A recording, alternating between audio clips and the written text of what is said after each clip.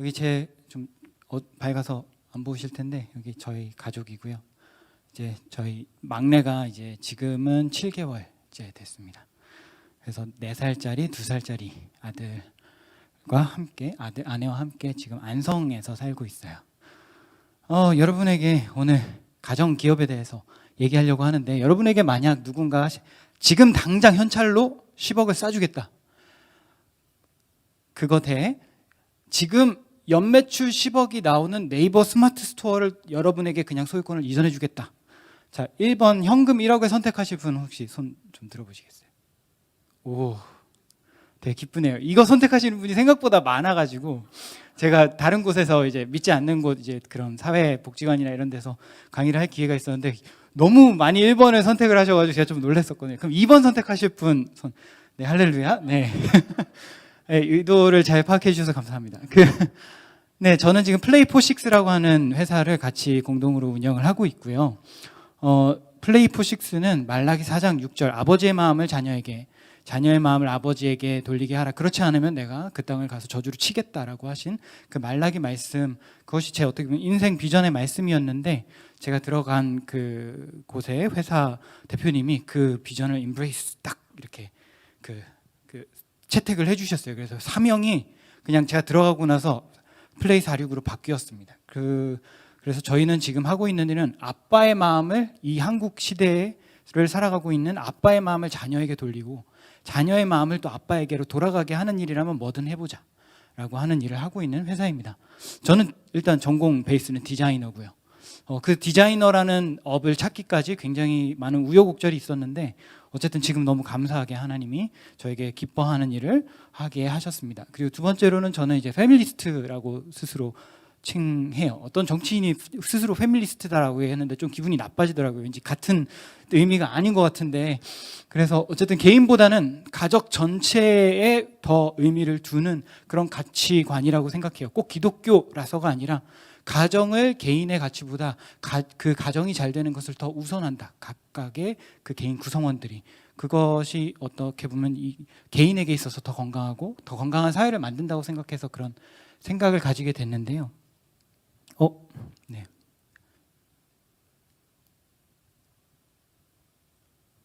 네.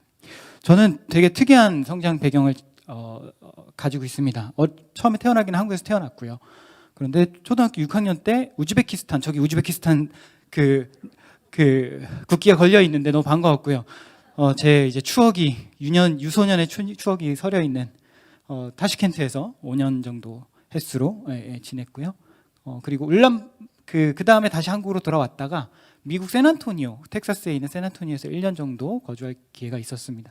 그런 다음에 또 이제 다 크고 나서는 혼자 몽골에 있는 울란바토르에 가서 한 2년 정도 지냈습니다. 네.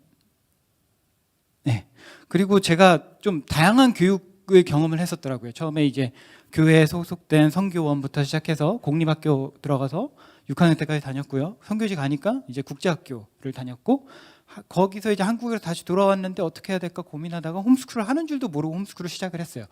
그런 다음에 홈스쿨을 마쳤는데 이게 마친 건지 이상하게 좀 다음 대안학교가 시작이 되면서 그 홈스쿨 하듯이 하는 대안학교에 이제 교사로 섬길 기회가 있었고, 그런 다음에 이제 대학은 최초로 이제 외국에 있는, 몽골에 있는 국제대학, 혹시 내려놓음이라는 책을, 예전에 아주 선풍적인 인기가 있었던 책인데, 그 책에 대한 그 책에 등장하는 그 선교를 목적으로 하는 대학에 가서 이제 2년 정도 있었고요. 그런 다음에 다시 한국으로 교환학생 와서 이제 한국에 있는 대학생들, 대학교 그리고 대학원까지 경험을 할 기회가 있었습니다.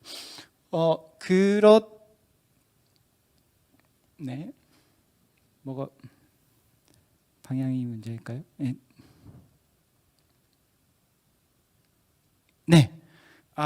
그런데 이제 여기까지 제가 이제 살아오면서 전 디자이너고, 이렇게 다양한 나라에서, 어떻게 보면 돈이 많은 나라 2나라, 그리고 돈이 굉장히 없는 나라 2나라에서 살아본 것 같아요.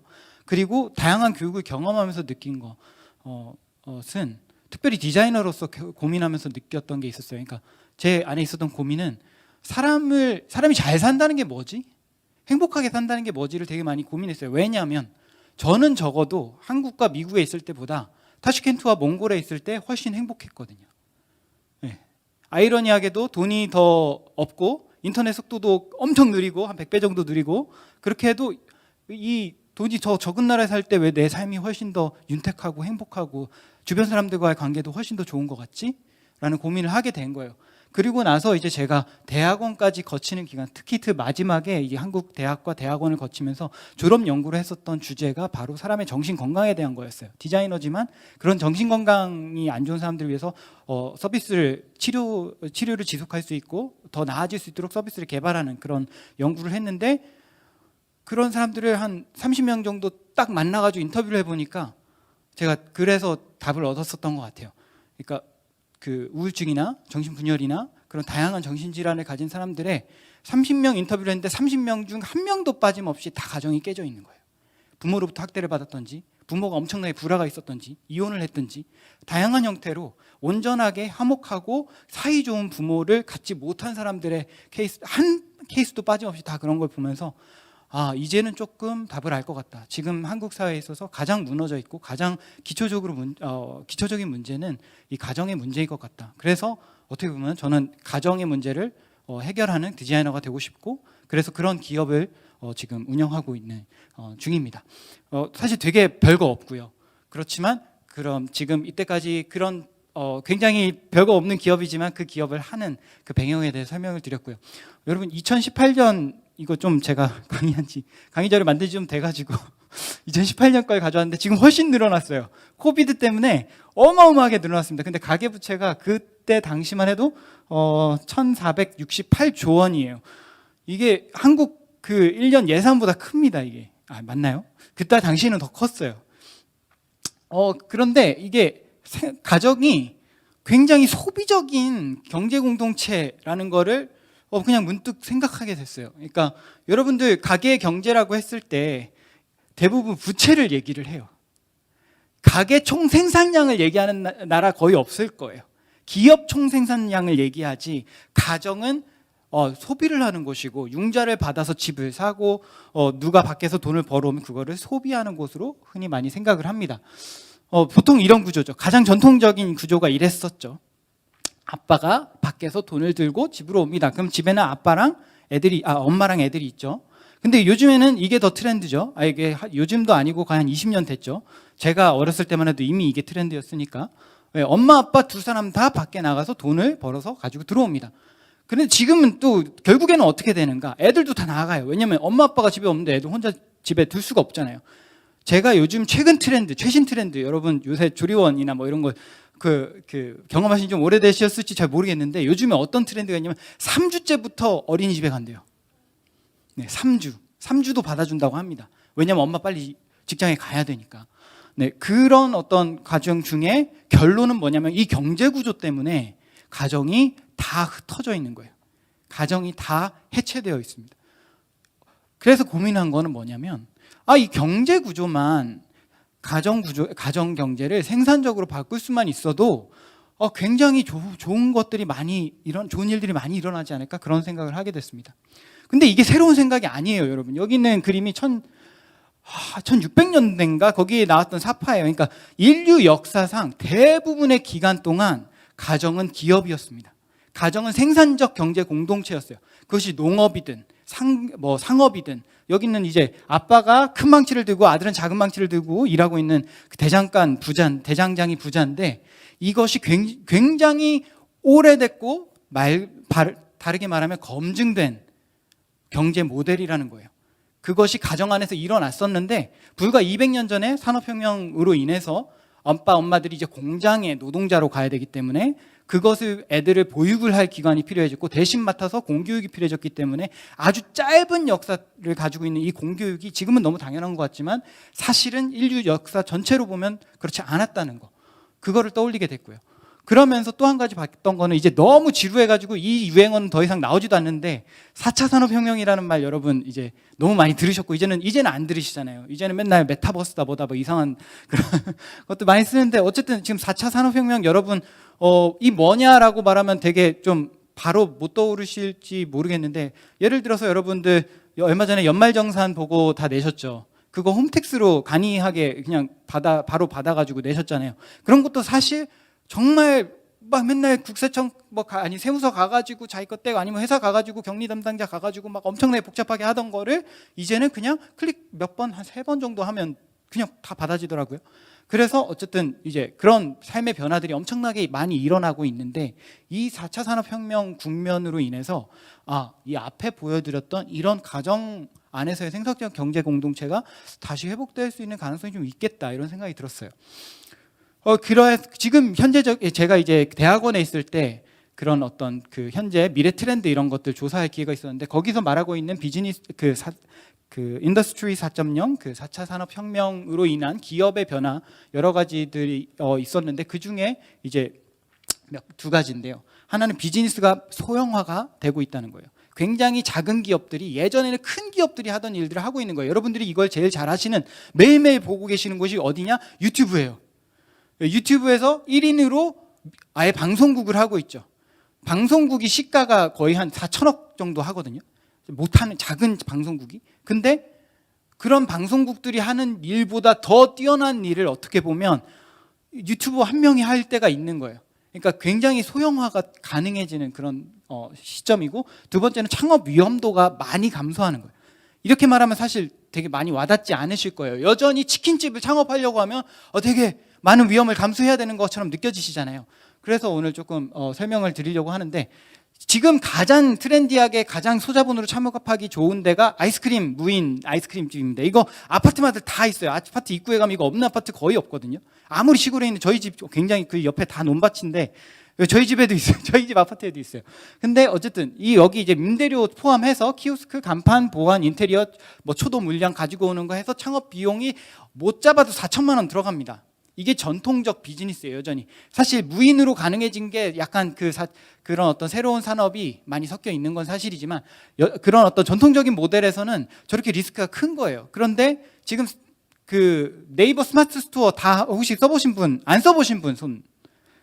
네, 거의 저희 어머니 안 써보셨네요. 네, 써보시기 바랍니다. 그 상품 페이지 디자인하고 사실 심지어 그 디자인도 이미 물건을 대주는 기업들이 다 줘요. 상품 페이지 이런 걸로 홍보하세요 하면서 다 줍니다. 그래서 스마트 스토어 개설 시간 한 2시간 정도만 드리면 그냥 내 이름으로 지금 당장에 점포를 오픈하시는 가 그냥 점포가 아니에요. 여러분 지금 여러분 사시는 동네에다가 이 4천만 원짜리 내시면 그 상권에 접근할 수 있는 사람도 굉장히 제한적이에요. 근데 네이버 스마트 스토어는요, 지금 한국 점유율 1위고요. 쿠팡도 똑같아요. 쿠팡도 똑같이 그 방식도 비슷비슷해가지고 네이버 스토어 한번 해보시거나 하면 쿠팡 11번가 이런 오픈하는 게 일도 아닙니다, 정말. 근데 물론 이것도 온라인 커머스라고 하는 그런 어떤 한 가지 예이지만 이걸 일반화할 수는 없지만 어쨌든 극단적으로 볼 수 있는 그런 변화라는 거죠. 지금 또 한 가지 말씀드릴 거는 이제 그 크라우드 펀딩, 와디즈라고 혹시 들어보신 분 손? 네. 와디즈 많이 들어보셨네요.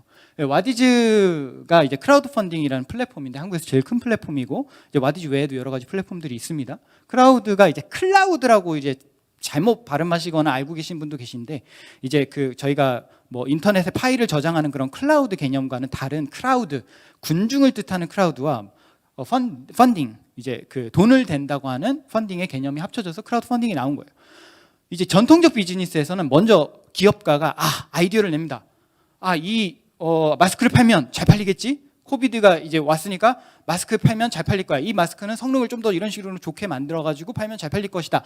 생각하고 나서 뭐가 필요해요? 돈이 필요합니다. 왜냐면 현실화를 하기 위해서 돈이 필요하잖아요. 그래서 돈을 현실화를 합니다.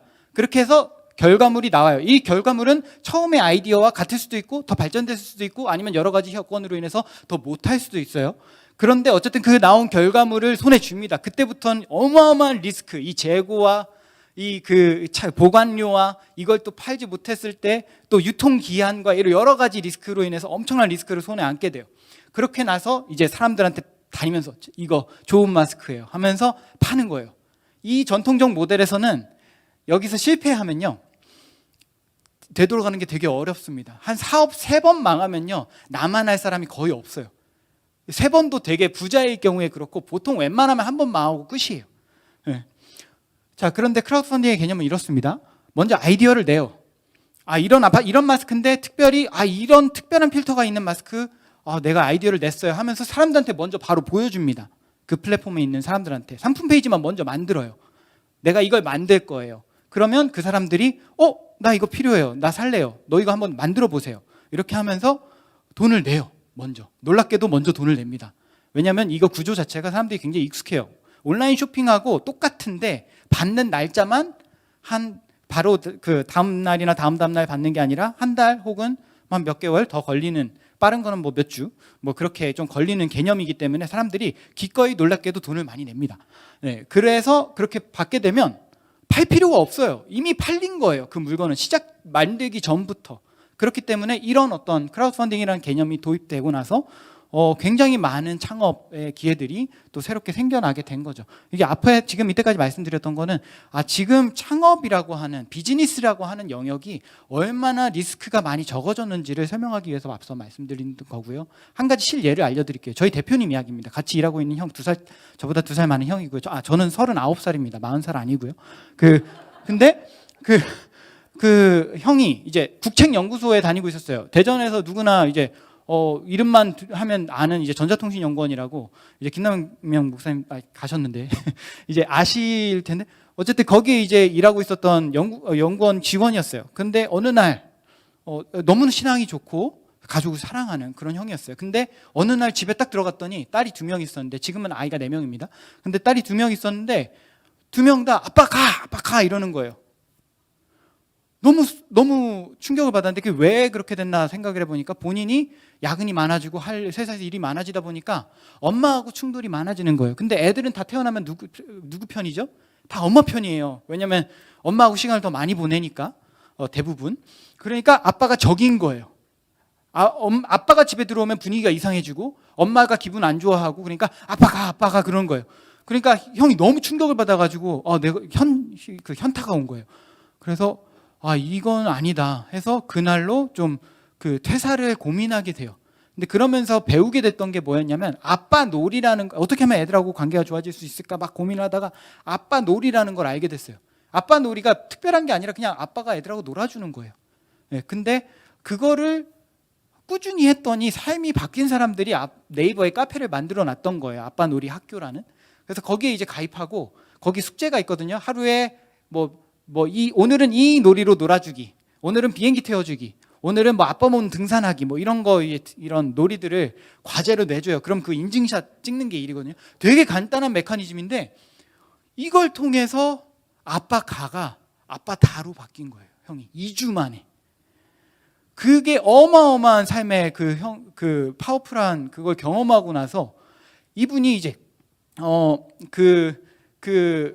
그런 고민을 하는 와중에 또 퇴사도 하고 창업을 했어요. 제가 이제 그 회사에 합류하게 됐는데, 어쨌든 그때 처음으로 했었던 아이템이 안 됐어요. 망했습니다. 저는 그때 없었는데, 책임 회피하기 위한 발언이 아니라 어쨌든 그때 없었어요. 근데 그 첫 번째 아이템이 망하고, 두 번째 아이템은 뭘 해야 될까 고민을 하다가 머릿속에 들어온 게 이거였어요. 아빠 다로 바뀐 사건. 저거를 더 많은 사람들이 경험하게 해주고 싶다. 되게 막연하잖아요. 비즈니스 모델이라고 하거든요. 돈을 어떻게 벌 건지, 결국 수익 모델이 뭐냐, 그게 진짜 너무 중요한데, 대표 되시는 분이 이걸 전혀 생각도 안 하시고 그냥 아빠 놀이를 아이템으로 해가지고 사업을 해보자 가 돼버린 거예요. 안에 있는 사람들 다 크리스천이고 너무 착한 사람들이고 다 너무 좋은데 너무 대책 없이 이렇게 시작이 되어버린 거죠. 그래가지고 그냥 집에서 이렇게 예를 들어서 책 미로 보물찾기인데, 애들 이렇게 그냥 페이스북에 페이지 하나 개설한 다음에 진짜 조악한 그런 폰카로 찍어가지고 놀이 방법들을 올리기 시작했어요. 그때까지만 해도 돈을 어떻게 벌고 전혀 모르는 상황이었어요. 그렇게 그냥 전혀 생산적이지 않아 보이지만, 저희가 그래도 이게 너무 파워풀했고 좋았으니까 더 많은 사람들이 이걸 아빠들이 경험했으면 좋겠다, 이런 마음에서 이런 것들 하기 시작했는데, 그 와중에 또 한 가지 하나님이 또 좋은 케이스를 만나게 해주셨는데, 그건 이제 그런 어떤 디자인 진흥원에서 하고 있는 그런 어떤 스타트업들 지원하는 사업 중에 이런 컨텐츠 제작을 하는 거를 도와주는 프로젝트 그 사업이었어요. 그리고 되게 알아보시면 되게 많거든요, 그런 거.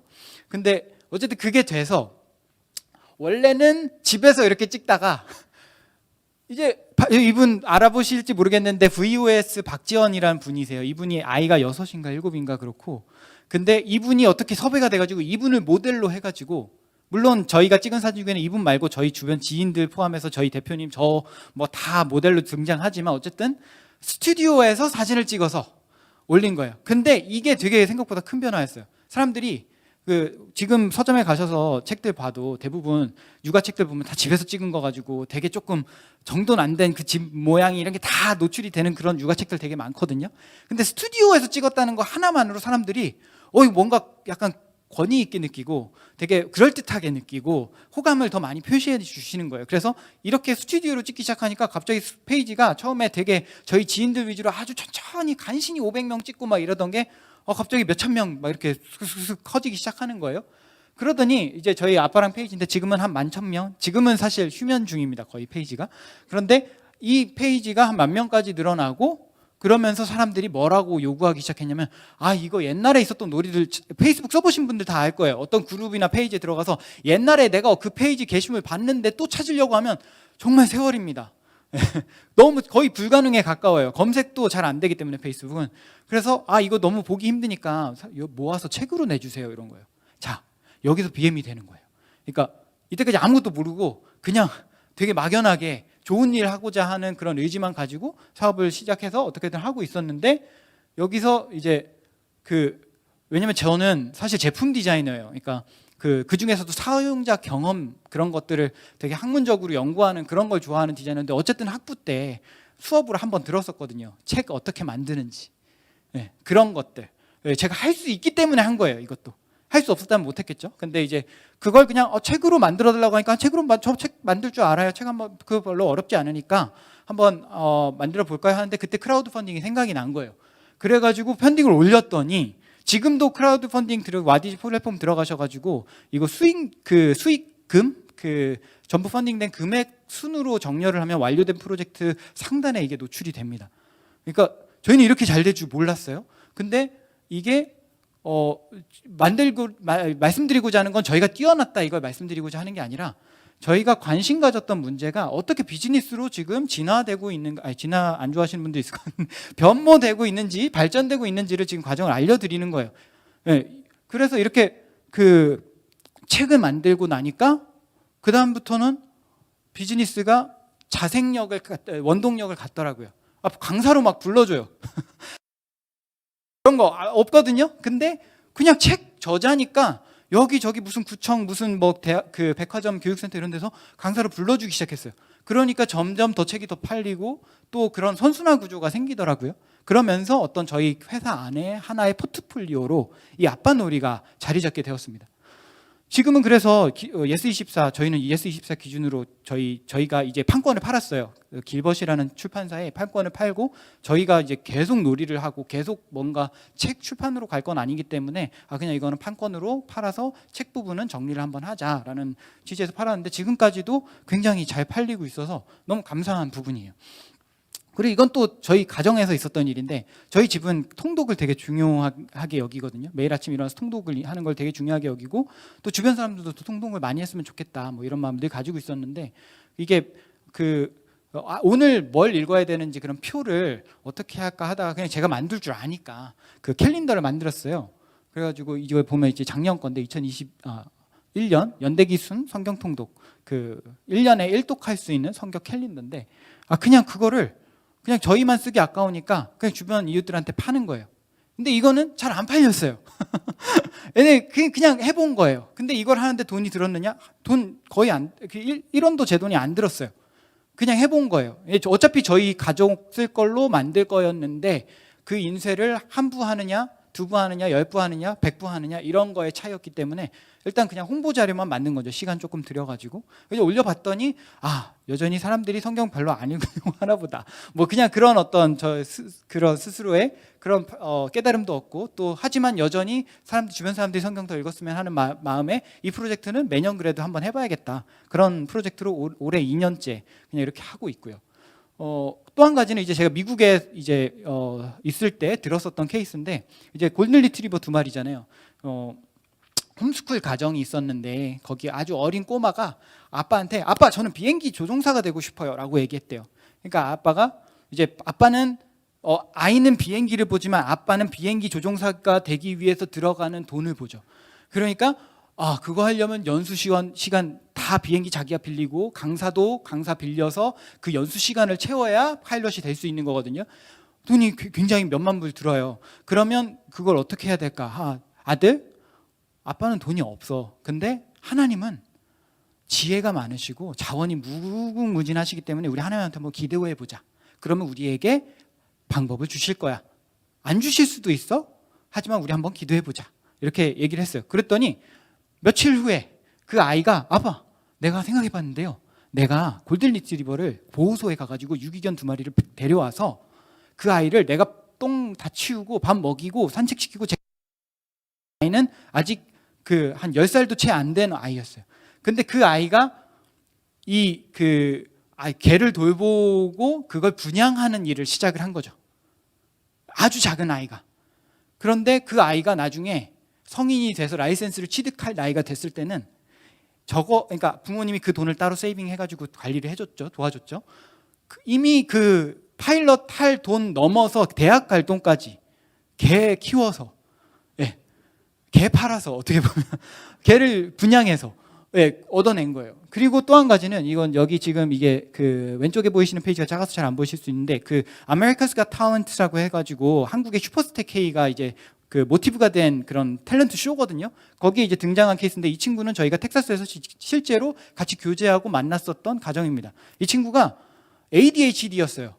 지금도 제가 속해 있는 오픈 홈스쿨 오픈 카톡방에 보면 캣 검사 받아보신 분 있으세요? 하는데 CAT 검사 받아보신 분 있어요? 저는 뭔지 몰라가지고 검색해 보니까 그게 ADHD 검사더라고요. 근데 요즘 많은 부모님들이 ADHD 되게 많이 걱정하시고 우리 애가 ADHD가 아닌가 막 되게 많이 염려하시는 분위기더라고요. 뭐 오은영 박사 나오는 그런 프로그램도 있고 하다 보니까 더 그런 어떤 그거에 대한 감수성이 더 예민해져서 그런 것 같은데 어쨌든 이 친구는 ADHD 판정을 받은 거예요. 그런데 엄마가 보기에는 얘가 그렇게까지 문제는 아닌데 집중을 못하고 가만히 앉아있지를 못하는 애인 거예요. 형은 너무 공부도 잘하고 모범생인데 어떻게 보면 그런데 얘는 너무 자기가 하고 싶은 거 밖에 집중을 못하는 친구여가지고 그럼 얘는 좀 다르게 키워야겠다 생각을 하신 거예요. 홈스쿨하는 가정이었는데 그런데 어느 날 얘가 그 텍사스 로데오 쇼에 가가지고 그 로프 쇼를 본 거예요. 완전 꽂혀가지고 12살 때부터 12살이면 그렇게 이른 나이는 또 아니거든요. 이런 거 가지고 놀기에는. 근데 12살 때부터 꽂혀가지고 막 그 연습을 시작한 거예요. 그 로프 돌리는 것부터 시작해서 그리고 말을 길들이고 말과 함께 그거 하는 거를 교감하기 시작했어요. 그런 환경이 됐죠. 물론 텍사스니까. 그 집이 거의 몇 에이커에 되는 그런 농장이 집이 있고 그런 소유에서 어쨌든 이 말에 대한 관심사를 잘 발전시켰더니 이 아이가 15살이 됐을 때 이미 쇼를 해서 돈을 벌 수 있는 프로페셔널 그런 어떤 그 카우보이가 된 거예요.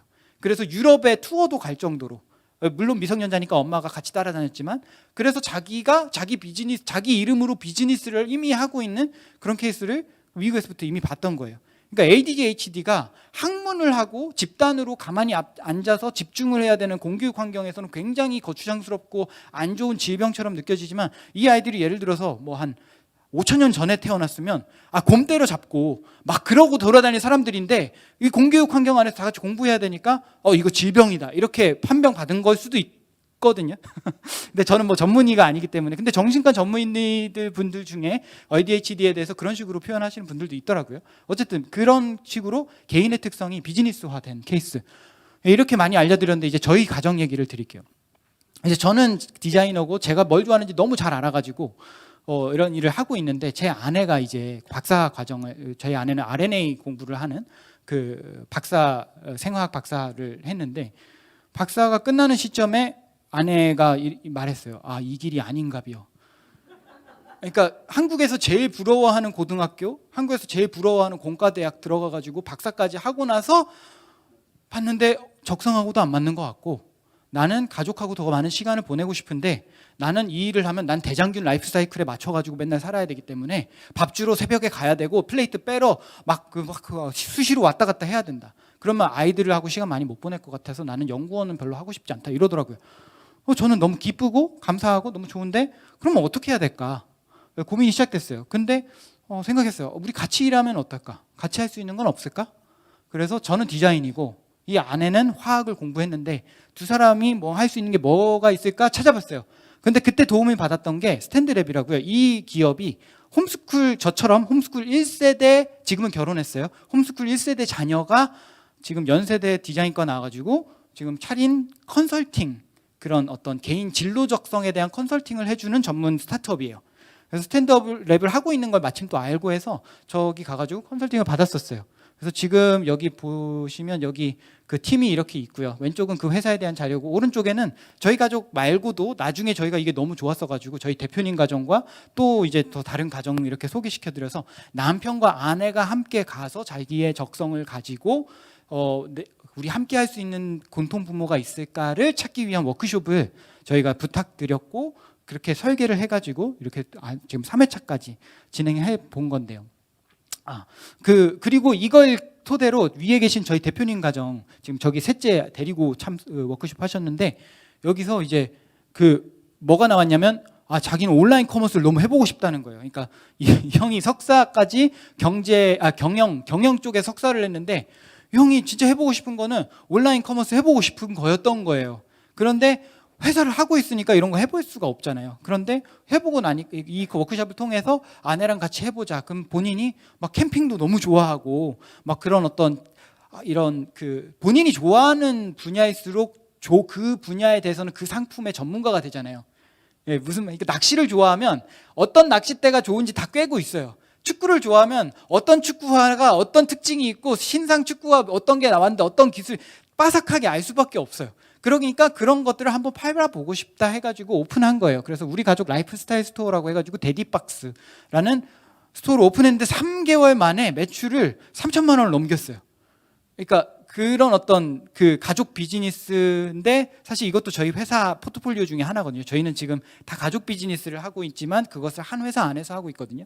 그래서 그런 어떤 회사에다가 남한테서 떼오는 물건도 팔고 저희가 만드는 물건도 팔고 이렇게 하고 있습니다. 지금 저희 등급이 이게 해상도가 좀 깨져서 안 나는데 빅파워일 거예요. 빅파워이고 세 번째로 높은 등급인데, 매달 매출 4천만 원이 넘어가야지 저 등급이 찍고 그 위로 올라가면 6억 원이라 아직 저희가 그 정도는 스케일이 안 돼서 어쨌든 지금 꽤 빠른 시간 내에 빅파워를 찍고 계속해서 지금까지 아주 잘 운영이 되고 있습니다.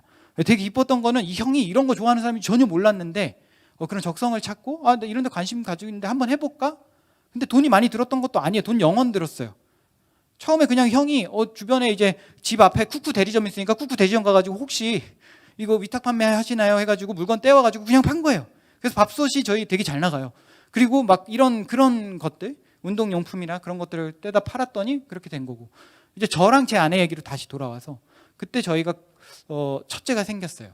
저희 첫째 아들 필립이가 생겼는데 그때 잠깐 이 얘기 전에 죄송합니다. 순서가 헷갈렸네요. 그래서 그때 이제 아내가 워크숍에서 참석해서 본인이 흥미를 가지고 있고 한번 해보고 싶은 분야가 2가지가 나왔는데, 그 중에 첫 번째가 화장품이었어요. 그러면 제가 그 얘기를 듣고 나도 화장품, 제가 남자치고는 좀 화장품을 많이 바르는 편이었거든요. 스킨케어 종류를 막 이니스프리 멤버십도 되게 높고 그래가지고 어쨌든 화장품 너무 좋지. 그리고 저는 디자이너니까 브랜딩을 할 수 있으니까, 그리고 화장품들이 얼마나 브랜딩이 중요한 분야인가도 저는 알고 있으니까, 그럼 내가 브랜딩 할게. 여보가 화장품 한번 만들어봐. 되게 지금 생각하면 굉장히 무모한데 화장품 산업 구조를 1도 이해하지 못하고 한 생각이었지만 한번 해본 거예요. 마침 그러면 어떤 화장품을 만들어야 될까? 근데 그 전에는 아내가 집에서 그냥 화장품 원료들 사다가 직접 만들어 보기 시작했어요. 그래서 맨날 울어요. 왜 우냐? 화장품 제형이 안 나오는데 그게 무슨 울 일이냐? 근데 맨날 그렇게 막 속상해하면서 여보 이번 거는 진짜 크림 같은데 막 이러면서 막 피드백 해주면서 아내가 실력이 점점 많이 상승을 했어요. 그때 한 1년쯤 됐을 때 이제 이 첫째 아이가 생긴 거예요. 그러면서 우리의 첫 제품이 어떤 제품을 만들어야 될까 고민하고 있었는데, 아내가 살이 되게 잘 트거든요. 그래가지고 이 아이와 함께 우리 부부 스토리를 담아서 우리가 한번 임산부 크림을 한번 만들어보자가 된 거예요. 그래가지고 근데 그냥 솔직히 화장품을 공부하면 공부할수록 우리는 첨단 기술이 있는 것도 아니지만 높이 있는 포도 손이 안 닿으니까 포도가 실 거야 이러는 게 아니라 실제로 여러분 화장품은요 굉장히 많이 부풀려진 시장 중에 하나예요. 왜냐하면 화장품의 정의 자체가 피부 보습과 보호에 미미하게 도움이 될 수 있는 물건을 화장품으로 정의해요. 그 이상 역할을 하면 그때부터 의약품 범죄에 들어가서 화장품으로 판매 자체를 못 하거든요. 그 말을 바꿔서 얘기하면 시중에 팔리는 대부분의 화장품들은 사실 별로 대단한 게 아니에요. 보습 그리고 피부 보호, 어떤 자외선 차단 정도의 기능들이 유효하다고 보통 피부과 의사분들은 평가를 하거든요. 어쨌든 이 튼살 크림이 얼마나 좋을까 막 알아보니까 튼살 크림 시장이 되게 많이 부풀려져 있는 거예요. 아니 이 엄마가 써보신 분들 혹시 살이 터보신 분들 너무 잘 아실 것 같은데 이 피부 당겨지는 힘을 화장품으로 못 막아주거든요. 그거는 나중에 그 피부과에 가가지고 레이저 시술 받고 해야 되는 거지. 그래가지고 이거는 너무 거짓된 시장이다. 너무 거짓말이 너무 많다. 막 화도 나고 막 그랬는데 그러면 화장품 컨셉 자체를 바꿔서 아빠가 발라주는 화장품으로 해서 일종의 마사지 크림처럼 그리고 우리가 살을 안 트게 해줍니다라는 말을 쓰지 말고 대신에 임산부의 피부 보습과 보호를 해줄 수 있고 특별히 아빠가 발라줄 수 있는 크림으로 만들어보자 해가지고 컨셉을 낸 거예요. 그래서 이제 참고로 이 사진은 나온 제품이 아니에요. 제가 제품 만들기도 전에 그냥 화장품 인터넷에 있는 빈 병 사진에다가 저희 브랜딩 합성해가지고 만든 이미지입니다. 그리고 그러면 아빠들이 잘 발라주게 해주려면 마사지 가이드를 만들어야겠다 해가지고 가이드를 넣었고요. 그래가지고 펀딩에다 그냥 올렸어요. 그랬더니 생각보다 저희가 첫 번째 했었던 성공만큼은 아니지만 저희가 만들어야 하는 돈의 한 절반 정도는 펀딩으로 채워졌습니다. 되게 십시일반 지인들도 많이 도와주시고요. 여러분들도 아마 올리시면 지인분들이 되게 많이 도와주실 거예요. 왜냐하면 흔치 않은 기회고 되게 또 재밌기 때문에 그런 거에 동참하고 싶어하는 지인분들이 많거든요. 그래서 어쨌든 그런 어떤 크라우드 펀딩을 통해서 이제 첫 번째 제품이 나왔고 이게 과연 다 팔릴까 했지만 놀랍게도 다 팔렸고요. 두 번째 생산량도 이제 거의 다 팔릴 것 같아요. 그래서 2년째 지금 화장품을 팔고 있는데 저희는 아주 천천히 만들고 천천히 팔고 있어요. 사실 막 대박이 났다 절대 말씀을 못 드려요. 지금 단계에서. 근데 제가 제 기억으로 재작년에 홈스쿨 컨퍼런스에서 화장품 만들려고 합니다까지 가지고 한번 발표를 한 적이 있었어요. 소그룹 세션에서. 근데 그 동안에 2년 동안에 화장품이 세상으로 나왔고 그리고 그 화장품이 생각보다 사람들에게 좋은 리뷰와 또 많은 아름아름 이렇게 팔려 나가는 걸 보면서 이거 너무 재밌다. 네, 이게 저희 주 수입원은 안 됩니다. 저희 수입원 되게 다양한데 근데 어쨌든 이런 화장품이 커가고 이제 그리고 화장품 임산부 화장품은 굉장히 니치 마켓이거든요. 굉장히 좁아요. 왜냐하면 일시적으로만 쓰는 화장품이고 임산부 인구도 줄고 있기 때문에 굉장히 적은 수의 사람들만 쓰는 화장품인데 그럼 우리 다음번에는 좀 더 대중적인 그런 화장품 만들어보자 해서 지금은 이제 다음 크림으로 아이들이 바르는 고보습 크림을 이제 준비하고 있는데 이제 생산 준분에 들어간 단계고 이제 그 마케팅도 시작하고 할 것 같아요. 그런데 이제 이걸 하면서 느낀 건 뭐냐면 홈 비즈니스에 맞는 전략이 따로 있다는 거예요. 그러니까 화장품 마케팅이요 보통 억 단위로 들어요. 저희는 시작할 때도 억이 없었고 마케팅으로는 한 30만 원도 되게 큰 돈이에요. 저희한테는. 그런데 그런 어떤 비즈니스, 화장품 비즈니스들을 보면 아모레파시픽, 그런 다양한 로레알, 그런 다국적 대기업들이 포진하고 있는 그런 시장에 나는 어떻게 해야 되지? 근데 만약 제가 같은 전략을 쓰면 저는 빚쟁이가 되고 금방 나앉게 되겠죠. 그런데 제가 생각했던 거는 이제 가정 비즈니스에 맞는 전략이 있다고 느꼈어요. 그 뭐냐면 대기업들은 되게 멋있죠. 육식동물 같아요. 한번 마케팅을 하면요 연예인도 등장하고 엄청난 커머셜 CF들도 아주 멋들어지게 찍고 한번 딱 신제품 출시하면 여러분들 웬만한 다니시는 데 다 보입니다. 그렇게들 많이 돈을 들여서 뿌려요. 엄청나게. 그런데 그만큼 소모도 크다는 거죠. 이런 대기업 치타를 그러면 그런 걸 보면서 이제 치타 같다는 생각이 들었어요. 치타가 하루에 3번 이상 사냥을 못 한대요. 왜냐하면 한 번 사냥할 때 에너지가 굉장히 많이 들고 그 사냥이 실패를 3번 하고 나면 기력이 더 이상 남아있지 않은데 근데 그렇게 하고 나면 당연히 다음날 사냥할 힘은 더 떨어지고 그런 식으로 돼서 치타 새끼들이 굶어 죽는 경우가 되게 많다고 해요. 야상에서. 근데 저희 가정은 그러면 안 되잖아요. 아빠 엄마가 사업해보겠다고 으쌰으쌰 해가지고 막 했는데 돈도 많이 들고 에너지도 많이 들여가지고 애들이 먹을 게 없어지면 안 되잖아요. 그래서 저희가 취할 수 있는 현재 시점에서의 전략은 해파리 같다 생각을 했어요. 둥둥 떠다니면서 뭐가 이렇게 붙으면 찌릿해가지고 잡는 거죠. 근데 에너지는 안 들어요. 얘네 거의 칼로리 소모 안 할 겁니다. 평상시에. 얘네는 형체체가 그냥 이렇게 흐느적거리면서 떠다니는 거기 때문에 이제 저희도 그런 식으로 지금 현재 있어요. 그런데 약간 좀 더 이제 지금은 다음 단계. 한번 이제는 입을 벌리고 있다가 지나가는 물고기를 먹어볼까 정도 되는 수준까지 될 것 같은데, 그러니까 그런 식으로 성장할 수 있다는 건데, 중요한 건 뭐냐면 지금까지 오는 데 있어서 저희 돈이 거의 안 들어갔어요. 그 가정 이제 그렇다고 해서 돈이 다냐는 아니에요. 물론 어떤 분들은 비즈니스를 할 기질을 가지고 태어나신 분들이 있어요. 근데 어떤 분들은 진짜 정해진 그런 규율과 그런 조직 안에서 본인의 역량을 더 잘 드러내실 수 있는 분들도 계실 거예요. 그런데 문제는 뭐냐? 한국의 대부분의 사람들은 그런 어떤 본인이 스스로 제도를 벗어나서 종립적으로 가치를 만들고 사회에 가치를 발생시켜서 그걸로 본인이 먹고 사는 법을 배우지도 않고 그걸 상상도 꿈도 못 꾸는 사람들이 되게 많아요. 그런데 사실 우리 인생은 전부 장사거든요. 다 사고 파는 거예요. 뭐냐? 내 시간과 에너지를 사고 파는 거예요. 출퇴근 시간 2시간씩 쓰면서 어디 가가지고 8시간, 최소 8시간 하루에 일을 하는 그 행위는 나를 그 고용주에게 파는 행위인 건데, 사실 그런 어떤 비즈니스, 모두 다 비즈니스를 하고 있는 거예요 이미. 근데 나한테 가장 잘 맞는 비즈니스가 내가 스스로를 누군가에게 팔 때 더 가치가 있을까? 아니면 내가 스스로 만든 걸 가지고 사람들한테 직접 다가갈 때 더 가치가 있을까? 그런 것들을 고민을 해보면 되게 재밌는 일들이 많이 일어날 수 있다는 거죠. 제가 오늘 장표가 부족하고 시간이 부족해서 그렇지 얘들이 엄청나게 많고요. 직업에 관한 유튜브나 다양한 그런 창업 사례들 유튜브 찾아보셔도 꼭 기독교 사례가 아니더라도 너무나 재미있고 희한한 직업들이 너무나 많고 그들이 굉장히 행복하게 살고 있는 것들을 많이 보실 수가 있을 거예요. 그래서 홈비즈니스의 장점은 뭐냐? 자유로워요. 일을 시작하고 끝내치는 시간이 자유롭습니다. 그리고 어디에 사는지도 자유로워져요. 여러분들이 대부분 어디에 살지 결정해야 될 때 내가 왜 수도권에 살아야 돼? 라고 봤을 때 제일 큰 게 직장이잖아요. 직장이 서울에 있거나 수도권에 있기 때문에. 그런데 제가 만일 어떤 특정 위치에 구애를 안 받는다면 훨씬 더 부동산에 대해 들어가는 자원을 줄이고 그 나머지를 저희 가족이 더 많이 향유할 수 있는 방향으로도 갈 수 있다는 거죠. 그러니까 위치도 자유롭고 시간도 자유롭습니다. 그리고 리질리언트는 뭐냐면 이제 훨씬 강해요. 뭐냐면 예를 들어서 지금 여러분들 갑자기 지금 해고 통지를 다 받았다고 생각해 보세요.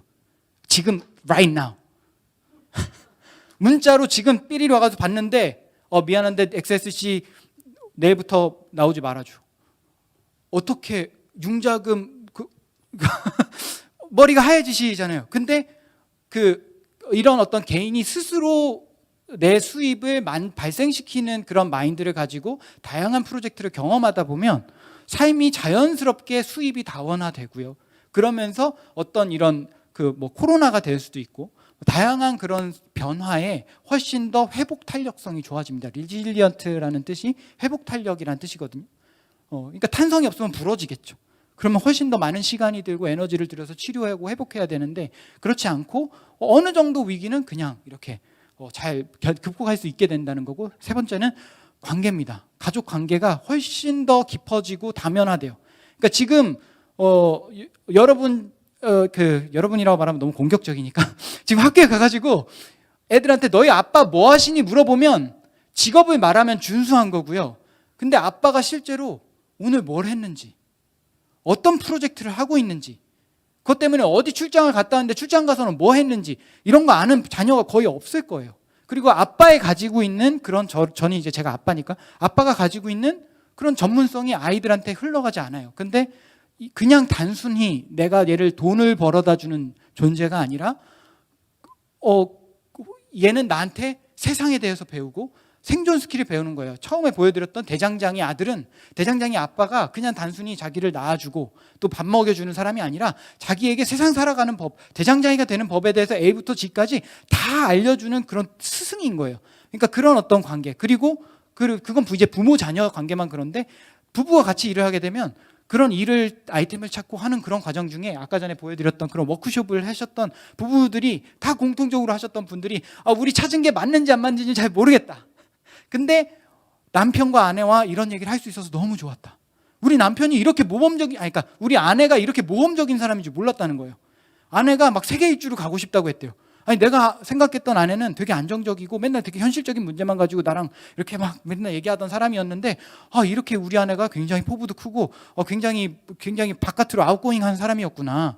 그런 걸 알게 되었다고 해요. 그러니까 저희도 대학에서 팀플을 해보면 그 사람의 댐댐이를 좀 더 알 수 있잖아요. 그냥 맨날 모여가지고 노래방 가고 술 마시고 그냥 이렇게 놀기만 하면서 싸울 수 있는 우정과 실제로 건설적인 일을 해보면서 싸울 수 있는 그 관계의 깊이 자체가 다르거든요.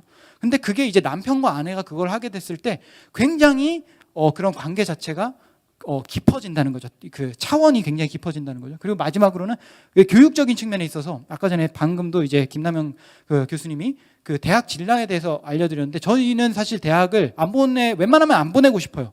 근데 예를 들어서 이 아이가 뭐 학위가 꼭 필요한 그런 직업을 하고 싶어 할 경우에 예를 들어서 뭐 의사나 변호사나 아니면 뭐 그런 인가가 필요한 학교들이 있잖아요. 그런 거 뭐 하겠다고 하면 당연히 뭐 할 수 있다고 생각하는데 굳이 오늘날의 지금 현재 대학의 형태가 여러분 다 느끼시잖아요.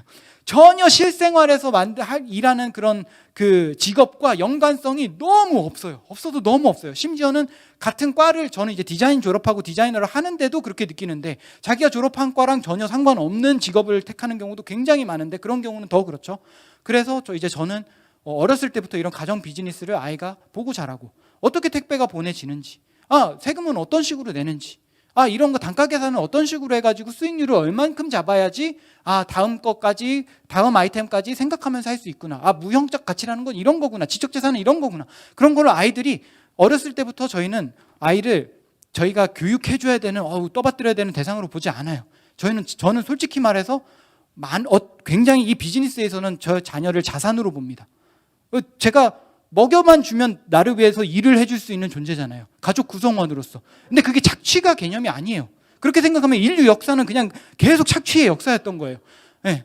부모와 아이가 그 집 안에서 가사도 하지만 그런 생산적인 일들을 늘 같이 해왔기 때문에. 그래서 저는 어렸을 때부터 애가 뭐 포토샵도 가르쳐주고 저 잘 가르칠 수 있거든요. 웬만한 그런 유튜브 강사들보다 다 잘 가르쳐줄 수 있거든요. 그러면 뭐 아이들한테 이렇게 뭐 가르쳐주고 그러면서 아이가 그걸 좋아하면 그걸 더 발전시킬 수도 있는 거고 그런 어떤 직업적인 교육 그리고 세상을 살아가는 거에 대한 교육이 이런 가정 안으로 생산적 공동체를 가지고 들어왔을 때 생겨날 수 있겠구나. 이건 정말 좋은 인턴십이다. 그런 생각이 들고 만약에 들어서 어떤 다른 A라고 하는 다른 가정이 있는데 그 가정도 홈 비즈니스를 하고 있는데 그 가정에 저희 아이를 인턴으로 보내서 일하게 할 수도 있는 거예요. 견습. 제가 가지고 있지 않은 스킬을 다른 부모로부터 배울 수도 있는 거고. 그래서 저는 이제 기대하는 거는 홈스쿨 커뮤니티가 점점 더 성숙하고 한국 안에 더 많아지면 미국에서는 그런 것들을 많이 봤거든요. 굉장히 많은 직업군들이 그 네트워크 안에서 공유하게 되고 다 자원화가 될 거라는 거죠. 바꿔 말해서 그 많은 엄마 아빠들은 다 직업적 전문가인데 그 직업적 전문성이 교육적으로 연결될 수 있는 고리들이 되게 많다. 네, 그런 생각이 들었습니다. 그리고 이제 마지막으로 맺기 전에는 이제 코로나가 왔잖아요. 홈스쿨이 되게 이상하지 않은 게 됐어요. 저 되게 놀랬거든요. 이건 하나님이 하시는 건가? 그런 생각이 들었는데, 근데 왜 기회라고 생각하냐면, 다 모이지 마 하는데 가정보고는 모이지 말라고 못해요. 가정은 더 이상 쪼갤 수 없는 마치 원자와 같이 사회를 구성하는 기초 구성 공동체이기 때문에 그렇습니다. 근데 이 가정이 지금 당장에 그 외부에서 가지고 온 돈을 가지고 소비만 하면서 살아가는 소비 공동체였을 때는 코로나가 너무 큰 위기인 거예요.